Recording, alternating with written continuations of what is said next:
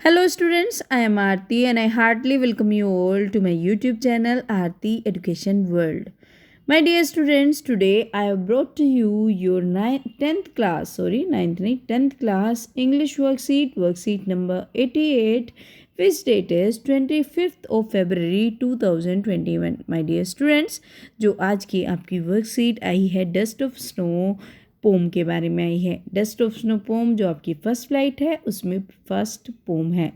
And मैं आपको बता दूं कि ये जो आपकी पोम है डस्ट ऑफ स्नो बड़ी ही इंटरेस्टिंग और इम्पोर्टेंट पोएम है और it was compose by Robert Frost a legendary poet. Yes, बहुत बड़े पोएट थे Robert Frost who was awarded 4 times bye Pulitzer award, जिनको 4 बार पुलित्जर अवार्ड मिला था।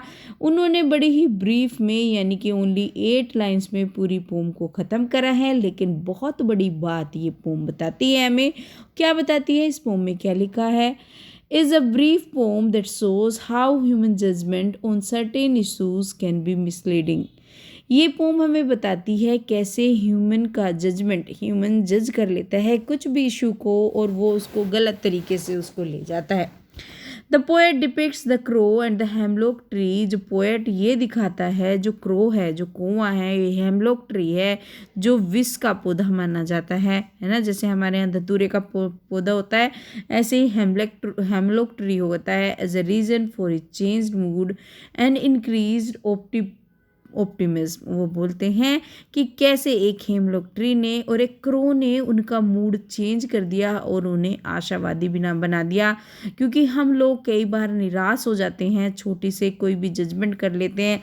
तो उसी को उन्होंने बताया है कि नेचर की कैसे भी चीज़ हो, जैसे क्रो को हम मानते हैं, एक ब्यूटीफुल वर्ड नहीं मानते ना क्रो को कभी भी। अगर आपने देखा होगा कवि अपनी कविताओं में मोर, हंस, तोते की बात करते हैं, लेकिन क्रो की कोई बात नहीं करता। कोयल की बोली की बात कर सकते हैं, लेकिन कौवे की नहीं करता। लेकिन रॉबर्ट फ्रॉस्ट ने यही दिखाया है कि नेचर का कोई भी ऑब्जेक्ट हो, चाहे वो एक विषैला पौधा ही क्यों ना हो, वो भी आपको कुछ ना कुछ सिखा सकता है। तो चलिए लेट्स रीड द पोम। चलो पोम को पढ़ते हैं। Attempt the question that follow, और नीचे जो दिए गए क्वेश्चंस हैं उनको आंसर करते हैं। तो बच्चों देखो, ये मैंने पोम की वीडियो भी बना रखी है, आपको मैं डिस्क्रिप्शन में उसका लिंक दे दूंगी, आप उससे अच्छे से पढ़ लेना। उसमें मैंने आपको अच्छे से डिटेल में इसको पढ़ाया भी है with all poetic device used in this pome. जो भी इस पोम में पोएटिक डिवाइसेस यूज़ करी गई हैं वो भी बताई है। चलिए मैं अभी भी आपको एक लेआउट बता देती हूँ। The way a crow shook down on me the dust of snow from a hemlock tree has given my heart a change of mood and save some part of I had read. अब इसमें कह रहे हैं poet कि जब crow ने मेरे ऊपर अपने आप को हिलाया, मेरे ऊपर डस्ट ऑफ स्नो डाला, जो क्योंकि ये जो पेड़ पे बैठा हुआ था कौवा, और हेमलॉक के ट्री पे बर्फ़ जमी हुई थी, तो जो बर्फ़ गिरी है उसको यहाँ पे डस्ट ऑफ स्नो बोला है। धूल नहीं है, ये स्नो के पार्टिकल्स हैं। तो उसने मेरा जो हार्ट है वो चेंज कर दिया, मेरा मूड एकदम से, और मेरा जो बचा हुआ ख़राब होने वाला था मेरा दिन का हिस्सा, उसे ख़राब होने से बचा लिया। और जो अभी तक मैं पेसिमिज्म से भरा हुआ था, अब मैं ऑप्टिमिज्म, यानी कि मैं पहले निराशावादी हो रहा था, अब मैं आशावादी हो गया। ठीक है, तो ये आपकी पोम है, इतनी सी लेकिन बहुत बड़ा मैसेज, जैसे मैंने आपको बताया। चलिए अब कर लेते हैं इसके क्वेश्चन आंसर्स। पहला क्वेश्चन है, where was the crow sitting. Crow कहाँ पे बैठा हुआ था? तो बच्चों आपको पता ही है, मैंने अभी बताया, बनियन के ट्री, बरगद के ट्री पे बैठा था, या ओना हेमलॉक ट्री। तो आप सब जानते हैं कि वो हेमलॉक के ट्री पे बैठा हुआ था, है ना। तो इसमें आपका हेमलॉक ट्री ऑप्शन सही हो जाएगा। सेकेंड है, What did it shake on the poet? इसने पोएट के ऊपर क्या शेक किया? छोटे छोटे पेबल्स यानी स्मॉल पेबल, छोटे छोटे पत्थर गिराए और डस्ट ऑफ स्नो। तो आपको ये भी पता है कि हिलाकर इसने डस्ट के जो स्नो के पार्टिकल्स थे वो डस्ट के रूप में गिराए।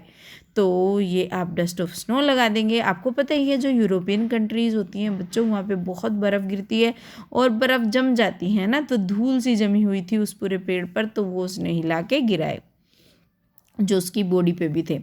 What was the poets mood in the beginning of the pome. जब हम पोम शुरू होती है, जो पोएट हैं, जो रॉबर्ट फ्रॉस्ट हैं, उनका मूड कैसा था बच्चों, बताओ ज़रा।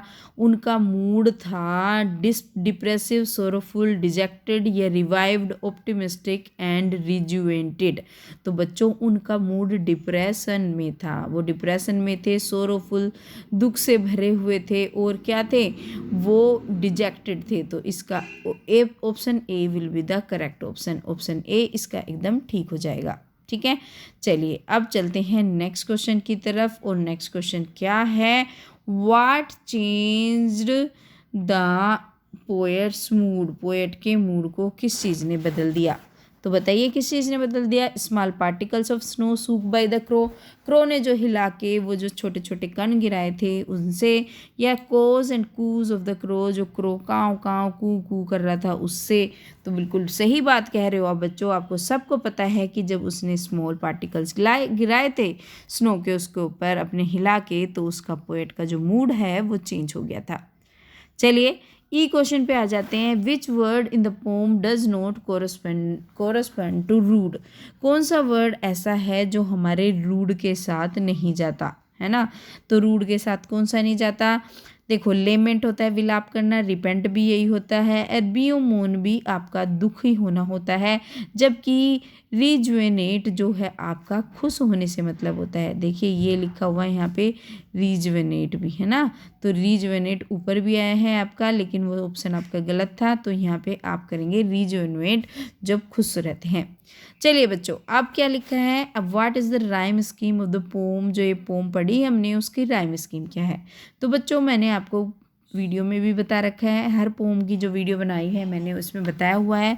फिर एक बार और बता देती हूँ, जैसे look at the rhyming word. तो इन्होंने क्या करा है, कलर ही चेंज कर रखा है। जैसे क्रो का जो स्नो से राइम हो रहा है ना, मैच मिल रहा है। जैसे आप हिंदी गाने देखते हो है ना, तो जो लास्ट में होता है मेरा तेरा दे रहा है ना, इस तरीके से, तो जो लास्ट में मैच होते हुए वर्ड होते हैं उनको बोलते हैं राइमिंग वर्ड। अब देखो क्रो का मैच किससे हो रहा है, crow is rhyming with snow है ना, me is rhyming with tree, heart is rhyming with part, and mood rhyme कर रहा है र्यूड से है ना। तो मैंने आपको बताया कौन कौन से वर्ड किससे क्या कर रहे हैं, राइम कर रहे हैं, किससे मिल रहे हैं। तो अब इसकी राइमिंग स्कीम कैसे करते हैं, जो पहला है उसको ए नंबर दे दिया, दूसरा देखो दूसरा चेंज है तो हमने बी दे दिया, तीसरे को देखो तीसरा क्या है, स्नो पहले वाले से मिल रहा है तो उसका नंबर फिर से ए दे दिया क्योंकि ए से मिल रहा है, ट्री बी से मिल रहा है तो हमने उसका नंबर बी दे दिया। चलिए अगला हार्ट आया, तो हार्ट ना ए से मिल रहा है ना बी से मिल रहा है तो हमने उसको सी नंबर दे दिया। मूड ए बी सी किसी से भी नहीं मिल रहा, उसको हमने डी नंबर दे दिया। फिर जो आपका पार्ट है वो हार्ट से मिल रहा है, जो सी वाला था तो सी से मिल रहा था तो हमने सी नंबर दिया। और जो लास्ट वाला र्यूड है वो आपका किससे मिल रहा था, वो आपका डी से मिल रहा है तो उसको हमने डी दे दिया। तो कैसे होगी इसकी राइम स्कीम, हो गई ए बी सी डी। तो अब देखिए ए बी सी डी कौन सा ऑप्शन है, ए बी सी डी आपका ये ऑप्शन है, तो आपका option second will be the correct option. ठीक है, समझ आ रहा है बच्चों, मैं आशा करती हूँ कि आपको समझ आ रहा होगा। आसान है वर्कशीट, बस आपको राइमिंग स्कीम आती होगी तो आप अच्छे से कर लेंगे। तो ये हो गया इसका ऑप्शन। ठीक है, चलिए अब करते हैं क्वेश्चन नंबर जो जी दिया गया है, how was the poets day saved. कैसे जो दिन का जो पोएट का बचा हुआ दिन है वो कैसे बचा, मतलब जो वो दुखी हो रहे थे परेशान हो रहे थे तो कैसे बचा। आप इसका आंसर माय डियर स्टूडेंट्स इस तरीके से लिखेंगे, poet saved his rest day by becoming happy by the small things happened around. Poet ने अपना दिन कैसे बचा लिया, खुश होकर जो उसके आसपास छोटी छोटी चीज़ें हो रही थी, जैसे वो उसका क्रो का हिलाना, धूल को गिराना, तो उसने क्या है उसके मूड को रिफ्रेश कर दिया। तो ये लिख देंगे आप जी के आंसर में। ठीक है, अब देखिए बच्चों यहाँ पे पहला क्वेश्चन के थे ये A B C D F G H, वो हमने सब कर लिए। अब क्वेश्चन नंबर 2 में आपके 2 क्वेश्चन हैं जो आपको 30-40 वर्ड्स में आंसर करने हैं, तो चलिए कर लेते हैं। पहला क्वेश्चन आपका दिया गया है बच्चों, what is the underlying message for us in our hectic life with reference to the poem. Poem के रेफरेंस में क्या जो पोम हमें मैसेज दे रही है इसके अंदर कि हमारी हेक्टिक लाइफ में क्या करना चाहिए हमें, तो इसका उत्तर आप इस तरीके से देंगे। द अंडरलाइंग मैसेज फॉर अस, जो इसके अंदर दिया हुआ जो संदेश है हमारे लिए वो ये है, इन आर हेक्टिक लाइफ, हमारी जैसे हेक्टिक जो बिल्कुल पैक्ड लाइफ होती है, जो बिल्कुल मतलब आपकी बिजी लाइफ होती है, उसमें that we should enjoy nature utmost, हमें अपनी नेचर को से आनंद उठाना चाहिए। We should have a positive outlook even towards simple acts, हमें छोटी छोटी चीज़ों के प्रति भी अपना सकारात्मक पहलू रखना चाहिए, because they can lead to the learning of greater lesson of enjoying life, क्योंकि वो हमें बड़े बड़े लेसन देते हैं हमारी लाइफ को आनंद में बनाने के लिए। तो ये लिख देंगे आप प्रश्न नंबर 2 में, जो आपका क्वेश्चन नंबर 2 है। Now come to the B part, जो क्वेश्चन नंबर 2 का ए पार्ट अभी हमने देखा, क्वेश्चन नंबर 2 का बी पार्ट देखिए। How does a simple movement proved to be a very significant and saves the rest of the day of the poet from beginning wasted comment on the basis of the poem. तो कैसे एक simple से movement ने ये बड़ा उपयुक्त वो साबित हुआ और उसने आधा दिन पोएट का बचा लिया जो खराब होने वाला था। पोएम के बेसिस पे आपको इसका आंसर देना है। बच्चों, मैं आपको आंसर बता दूं उसके बाद एक बहुत अच्छी सी बात है वर्कशीट में लिखी हुई है, वो मैं आपको पढ़ के सुनाऊंगी। When the poet was sitting under the hemlock tree, जब जो पोएट बैठा हुआ था कहाँ पे, एक हेमलॉक के पेड़ के नीचे बैठा हुआ था, विद सैड मूड, और एक उसका कैसा दुखी मुँह था। Crow shook down some dust of snow on his head, उस एक जो क्रो है उसने अपने सिर से क्या गिराई, अब जो स्नो थे उसकी डस्ट गिराई ऑन शोल्डर, और उसके शोल्डर से। A very simple movement prove to be a very significant, एक छोटे से मूवमेंट बड़ा अच्छा साबित हुआ और उसकी रेस्ट ऑफ द डे उसका बचा लिया पोएट का खराब होने से। Sometimes positive change can take place through negativity also, कभी कभी छोटा सा चेंज नेगेटिविटी को लेके चले जाते हैं, है ना। छोटा छोटा चेंज हमारे लिए क्या लेके लाता है, पॉजिटिविटी यानी कि सकारात्मकता। तो बच्चों देखो, ये तो हमने क्वेश्चन नंबर 2 कर लिया, लेकिन बहुत ही प्यारा सा मैसेज इन्होंने वैल्यू पॉइंट करके दिया गया है, इसको ज़रूर पढ़ना आप। Similar to the lesson taught by the crow and the hemlock tree, we can work in adverse condition in full stride for a better life.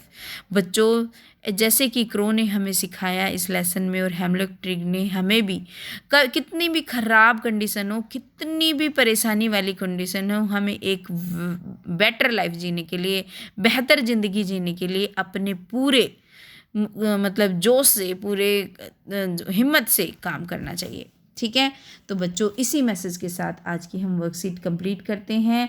बस आप सब बच्चे वीडियो को लाइक करके जाना, कमेंट करके बताना कि आपको मेरा पढ़ाया हुआ समझ आता है, वीडियो कैसी लगती है ना, या और कोई बात आप कहना चाहते हैं वो भी लिख सकते हैं। सारे दोस्तों के साथ शेयर करें इस वीडियो को। और बच्चों, जो भी बच्चों ने अभी तक चैनल को सब्सक्राइब नहीं करा है, चैनल को सब्सक्राइब ज़रूर कर लें, क्योंकि आपको बहुत ही इंपॉर्टेंट वीडियो इसमें दूंगी। Thank you students, have a good day.